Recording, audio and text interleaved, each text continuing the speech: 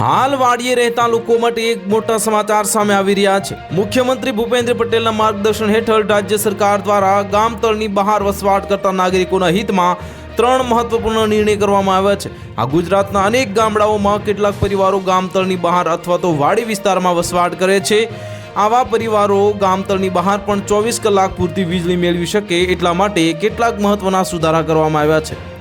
રાજ્ય સરકાર દ્વારા કરાયેલા નવા નિર્ણય બાદ હવેથી ગામ તળની બહાર વસવાટ કરતા પરિવારને 6 કિલોવોટ સુધીનું સિંગલ ફેજ વીજ જોડાણ મળી શકે છે। આ વીજ જોડાણ માટે તેમણે વીજ ભાર આધારિત એટલે કે કિલોવોટ આધારિત ફિક્સ ચાર્જ પર જે ભરપાઈ કરવાનો રહેશે અને રાજ્ય સરકારના મહત્વપૂર્ણ નિર્ણયને પરિણામે ગામ તળની બહાર તેમજ વાડી વિસ્તારમાં ઘર બનાવીને રહેતા ખેડૂતોને નવીન વીજ જોડાણ મળી શકશે।